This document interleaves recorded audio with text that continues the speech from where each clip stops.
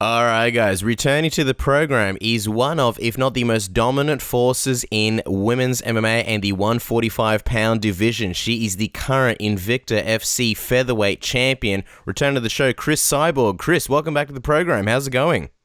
Good. Thank you. I appreciate it again, being show again and say a little bit about my last victory. Yeah, absolutely. Now, before we get to that victory, we've noticed you've been traveling around the world doing seminars. Tell us, how was your time in Thailand and Canada? After my fight, I have scheduled in Thailand, and not just for seminar. We did a women's camp in Phuket Top Chin, and after we vacation a lot of fun trip for relax a little bit. And I went to Canada, one university, and we teach there over there. And more fun time than the teach. Now I'm in the United States again. I start training again for see who next. Yeah, you travel to Thailand quite often. What exactly is it about that place that keeps bringing you back? And are you surprised more fighters don't go over to Thailand to work on their Muay Thai in their time off? I really like Thailand, and then the last time I stayed over there like 3 months, I go have fun, but I keep training, I learn new things about clinch, new things about Muay Thai, always you have to keep training because you learn new things there. I really like all the coaches being the Phuket Top Team, and always I go over there and stay there, people really cool with me, and yeah, I like to go over there and learn a little bit about Muay Thai. Well, there's a lot to talk to you about, Cris. So we want to talk to you to begin with about last weekend's amazing UFC 205 card, where everyone was surprised to see Miesha Tate announce her retirement from MMA. I just want to get your thoughts. What did you think when you saw she was leaving the sport? I don't think she's going to retire. I think she just in the time she lost the fight, I think she felt like emotion. And I think the second fight in the row she lost, and I think the last fight her, this one, other one, I think she short time, and I think she needs a break, like a break. I think she's now mentally good in this fight, and I think she's just getting emotional to say wants to retire. I don't think she's going to retire. She's a young girl. She did a lot of things for the sport. I really think she just get emotional after a fight. When you sort of saw that she was potentially retiring, it sounds like you don't buy it, but for a moment there, were you a little bit disappointed? Because it's a fight that a lot of people have been talking about for a while now, and one of the more realistic possibilities. Is that something that you sort of hope will happen in the future, you versus Miesha Tate? I never chose my opponent. I always, ready for fight, but I really. After my last fight, I even have hard cuts for 140. I really don't think I'm going to cut again for 140 too soon. And I really will look for stay in my division 145. But, I never choose my opponent. I'm open for two super fight. But let's see if it'll be good for me, of course. You say that you probably won't be cutting to 140 anytime soon and you're going to stay at 145. Would that be in Invicta, or would you be fighting at 145 in the UFC? We start talking. My manager talked to have a meet with UFC, and soon you'll have news. I really don't know, but I just know my next fight will be 145. I really don't know if it'll be Invicta FC. I just wait for see what's going on. Well, you tweeted out recently, Ronda won't fight me. Miesha is retired. Holly Holm was world boxing champion 155. Time to bring in 145 pound fighters. I'm just curious because it looks like there's not really anyone that makes sense for you to fight at 140. Does this sort of mean you're not going to take another fight at 140 with a no-name opponent? It has to be someone huge for you to fight at 140 again. The first time I made a 140 in Brazil, in Curitiba. The first thing I did it because it will be in my city, and then second thing, FC Brazil. The main thing is to open the opportunity, maybe super fight with Ronda Rousey 140. And then because I just showed then, man, I can make 140 for super fight. And my second fight supposed to be 145. I was supposed to defend my belt. And then again, I have the opportunity to fight 140 in Brazil. And man, I really would like fight. I respect all my opponents, but the girl in my last fight, nobody knows her, and she's having like 70 Muay Thai fights. She's really, really good opponent. But for mixed sacrifice, making 140, I would like to say super fight. Fans would like watch because my last opponent, she's her last fight, last to win. It's 145 pounds, and then sometimes I don't see I don't see if worth make 140 for make fight like this. If you want to be super fight, doesn't matter if the weight can be 150, can be 155, 145. But I think I can only need to kill myself at the time for me 140 for normal fight. So at this point, are you saying that the only time we'll probably see you at 140 is if Ronda Rousey does the super fight with you? Otherwise, you'll be fighting at 145 from now on? Yes. Wow, this is exciting times. I mean, this is what a lot of people, fans, media, critics, everybody have been basically asking for. Just curious, people have suggested that, because we don't really know what's going to happen with this Ronda Rousey fight, we'll talk about that in a moment, but people have said in the meantime, why doesn't the UFC just bring in the Invicta fighters and have you defend your title on UFC shows? Have you tried speaking to Dana White or Sean Shelby or anyone in the UFC about it, and what was the response? I was tell the idea, have girls 145, just have to open the opportunity, for sure have like two events, have 145 pounds, Bellator, Invicta, and have other events now open. It's a road series, have I think maybe 154 or maybe 155. Then just signed the Olympic girls from judo, have girls. If you open opportunity, have girls. You cannot say excuse don't have girls. And then, about Ronda, her next fight, man, I don't know how many people are going to watch. I don't think it's going to break like 1 million pay-per-view. I really don't know. My last fight, I did like 1.3. People like watching. It doesn't matter if you be 145, if you be 135, if you be 140. People like watching my fight. And I think if you make it the 145 division, for sure, then make 135-pound division with 10 girls. If you find 10 girls, 145, you can make the division. It don't be too hard. Just, you have to do this. You have to want.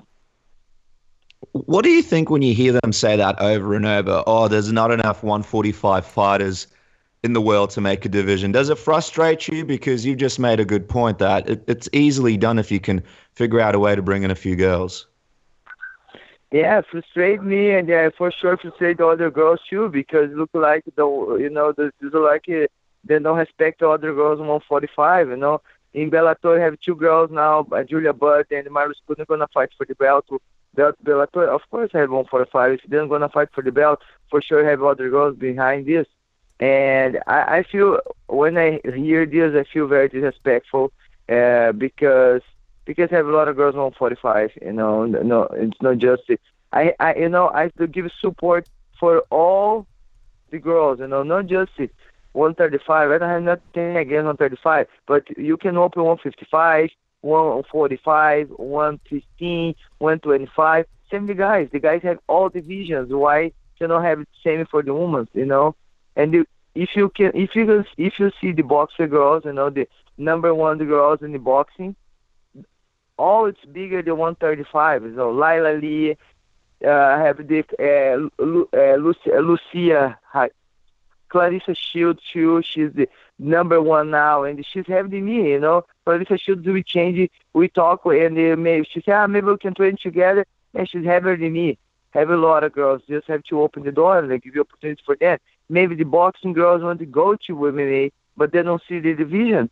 Then they cannot change. They cannot have the opportunity. If they do say bring in a 145-pound division, of course that division in a lot of ways would be built around you and revolve around you. Just wondering, Cris, because you've spoken to us before on the show about wrapping up soon and starting a family, you want to have children. How much longer do you think you would sort of stick around for the UFC to potentially build a division around you? I not just think about the UFC, the open division. My career, I really healthy. I don't have bad injuries. And, for me, I think more 3 years, 4 years, I don't know, I'm going to keep fighting. But this is depending, and it doesn't matter if UFC don't open my division. for sure I'm gonna fight in other events because all my fans follow me where I'm going, and I love my job, and I'm looking for 4 years. I really don't know. I really don't know. I feel my body I can be forever, but of course I would like to have a kid too. But I don't feel I want to retire soon. I feel motivated every day, train every day, and it's more important when people appreciate your work, motivate you more for keep going. And yeah. Yeah, it's an interesting situation that's going on right now. I mean, look, you mentioned the super fight with Ronda Rousey, so I just want to quickly ask you, were you disappointed when you saw that Ronda was taking this fight at UFC 207 rather than doing the super fight with you? Because she spoke on Ellen how this might be one of her last fights, so it doesn't look very likely that you two will ever fight. Ronda fought after her lose for Holly Holm, and she said like 1 year break. And then, I don't think it's fair she's fight for the belt after 1 year in break. I think she's supposed, she's rematch Holly Holm or fight somebody else, But, I don't think she's humble enough for no fight, for the belt, because she's really want to fight for the belt. No, but I think Amanda Nunes, she's fight all the time now, and she's in shape, and man, I don't know if she's doing good choice, but Ronda run for me long time. This is no surprise me. She no fight me next fight. Of course not. She cannot take punch, She didn't have a strong mind. She's only just kick her ass the last fight, and she's not feel confident. And I hope she's training hard for next fight because Amanda is no easy opponent. Amanda knows punch, and Miesha Tate can say about this, but it's no easy fight, no easy fight.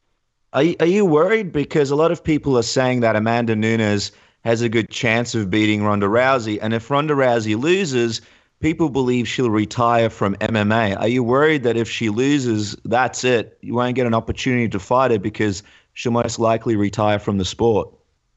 Really, if Ronda really would like fight me, she's already dead. I don't think if she doesn't win or lose the next fight, she's not gonna fight me. This is I already know. She should not like challenge herself. If she lose, she's gonna retire. If she win, she will say, you had to come to the champ, and she'll be saying things she say before, because she's not there for make challenge a big fights. She's on choice the opponent, and I don't think this fight gonna happen. I know that I'd say, Ronda wanted to fight really bad. If she really want to fight really bad, already happened. People already watch this fight. I don't believe in one word like this. She didn't even say my name. Before she's all the time say my name. You want to fight me? Cris Cyborg. Now she don't say my name because we the same organization. She knows if she say my name, this fight gonna happen. And if she's avoid me, no say my name. She say the reporters, no make a question about Cyborg, because if you make question about Cyborg, I'm not gonna answer you, and you be out my list of reporters. And then, she played this game. I don't think this fight's going to happen. Have you, because for so long you were chasing this fight and now you're confident that it's not going to happen, have you given up on this fight? Have you basically moved on from this possibility of it ever happening? Are you just moving on with your career and focusing on other things now? I don't think I need Ronda for changing my life for anything, because everybody say, you need to fight Ronda. No, I don't think I need her for changing anything. I think people follow me a long time. My last fight, a lot of people watch. In Brazil, 30 million people watch. In America, 1.3 million people watch my fight. With somebody nobody knows, because when the people want to see Cyborg, and then, of course, if this fight Ronda happen, fans would like to watch, and the biggest pay-per-view ever in the UFC. And if it don't happen, it's not my fault. I already proved, I already make 140. Everybody knows I would like this fight. If it don't happen, no, because me, I'm really happy with my job. I'm a long time world champ, and I dropped 140 for giving the opportunity to make super fight. I'm really happy with my job. I'm really happy what I'm doing for Almost MMA. And, I think I can do more with my division, maybe fight a division up. I don't know, doing super fight. I don't know. I think I did a lot of, and I want to keep doing. Okay, well, let's go back to you. What's the time frame? I mean, you said we'll be finding out some news soon, but how soon can fans look forward to seeing you fight again? Do you know a certain amount of time that sort of will pass before we see you? How soon can we see you fight?